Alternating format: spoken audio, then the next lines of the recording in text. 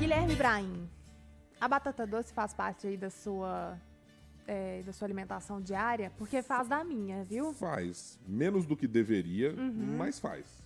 Eu sou uma grande entusiasta de batata doce, tá? Pra chips, pra batata Tudo. cozida, Assim, aí eu já vou começar a estragar o negócio, porque é uma substituição saudável. E aí eu já quero ela fritinha, assim, ó, um chipzinho. Aí você faz na passa ela fry. no óleo. É fry. Não, tem que ser no óleo. De Ah, preferência aquele óleo bem velho, assim, que já tá Ê, reciclando, entende? beleza.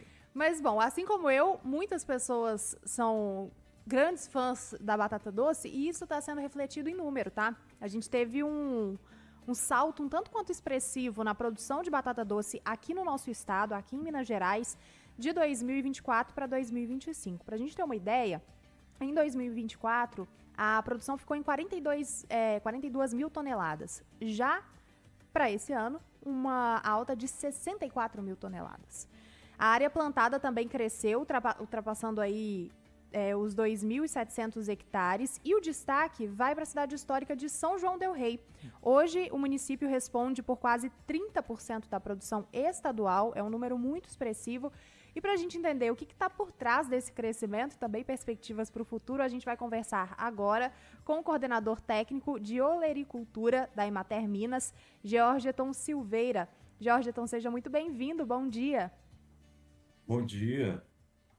Eu queria começar te perguntando, com base nesses dados, o que explica esse salto na produção de batata doce em Minas Gerais de um ano para o outro? Foi uma demanda? Houve algum incentivo específico?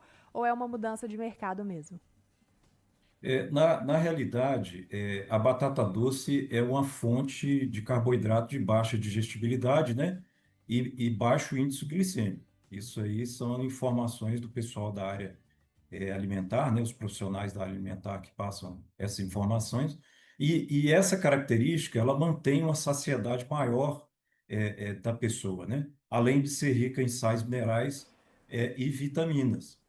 Por isso, ela se associou, né, às atividades físicas praticadas e às pessoas que procuram um estilo de vida, né, mais saudável. E também, diante dessa demanda, né, devido a essas características delas e a procura maior, a atratividade para os produtores em relação ao custo de produção. Uhum. Então, eu vou dar um exemplo para vocês. A gente caracteriza a batata como uma hortaliça, né? Isso é caracterizado devido às questões de cultivo e também de consumo.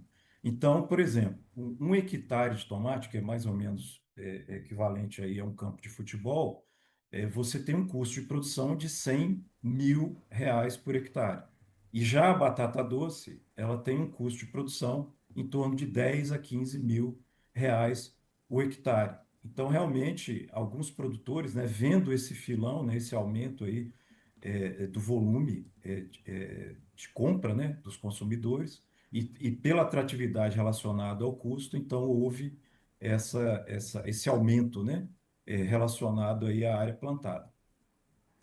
Georgeton, para o aumento da área plantada, ou seja, para o aumento da produtividade do setor, demanda-se no cultivo da batata doce uma área muito maior ou é apenas uma questão de melhoramento para que ela consiga ter uma maior produtividade para quem está nessa cultura? Aí entra as duas questões, né? Tanto o fator tecnológico para aumentar a produtividade, né? Então, eu citaria aí como fator tecnológico melhoria da fertilidade do solo, né? Com análise de solo, para poder estar colocando aqueles nutrientes mais necessários à cultura. A questão da irrigação, que é uma planta rústica, né? E muitos agricultores em várias regiões, eles não utilizam irrigação. Então, com o advento da irrigação, você tem esse aumento também da produtividade. Então, sim, pelo lado tecnológico, é essencial você ter um aumento da produção da produtividade, né, em relação à questão tecnológica. Mas, por outro lado, você tem um avanço da demanda, né? Então, você tem esse avanço da demanda que, às vezes, só a produtividade não é suficiente. Uhum. Então, aí você tem que lançar a mão do aumento maior dessa área para poder estar atendendo essa demanda aí do mercado. Queria repercutir também esse dado que a gente mencionou, que São João del Rei está liderando aí a produção mineira, quase 30% do total da produção de Minas está nessa cidade histórica. E o que faz com que esse município seja tão forte na cultura de batata doce?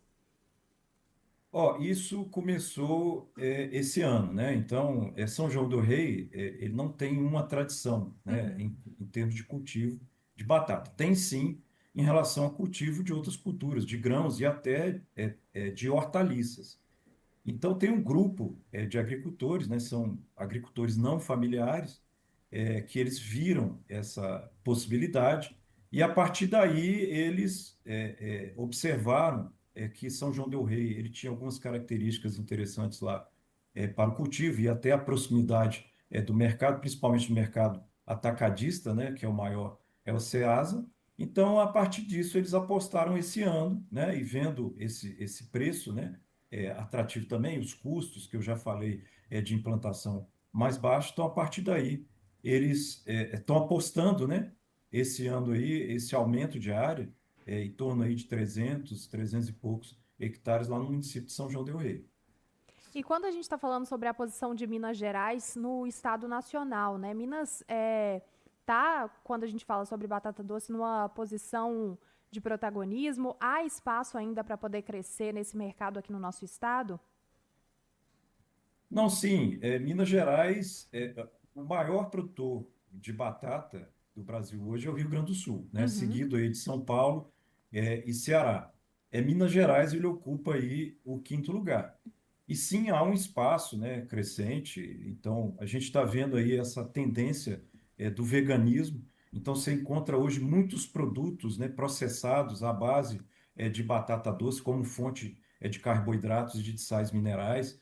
Então, a gente observa também a questão do consumo in natura da batata doce. Hoje você vai em supermercado, por exemplo, uma coisa que a gente não via há um tempo atrás, e você compra já a batata doce com casca lá cozida, né? Então, sim, há um espaço para crescimento, mas só a demanda futura do mercado que vai poder nos orientar, né? E orientar os agricultores se é possível, né, haver esse crescimento ou não. Jorge, então vocês estão imaginando ou projetando que até o final deste ano esse salto de 2024 para 2025 se mantém ainda com um crescimento expressivo da produção? Ó, é isso que eu falei, né? Isso é meio que uma caixinha de surpresas, né? Então a gente não consegue prever isso. A, a, a, a gente não tem um horizonte em relação a esse crescimento, porque a gente não tem também um sistema integrado de produção diária. Então, por exemplo, Minas Gerais ela tem o seu sistema de acompanhamento de safra, o Rio Grande tem o seu sistema de acompanhamento de safra. Então, a gente não tem um sistema, né, de programação da área, né, ou programação da produção no Brasil que nos fale assim, ó, as áreas elas têm um determinado tamanho hoje e ela tem uma tendência de crescimento amanhã.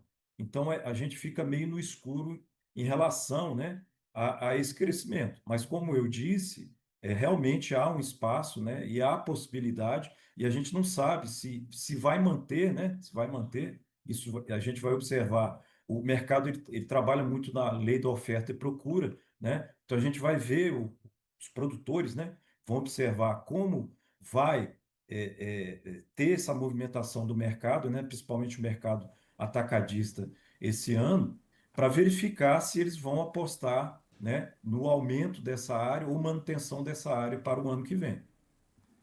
Muito bem, o Georgeton Silveira, que é coordenador técnico de olericultura da Emater de Minas Gerais, falando um pouquinho sobre esse aumento, um tanto quanto expressivo, na produção de batata doce aqui em Minas Gerais.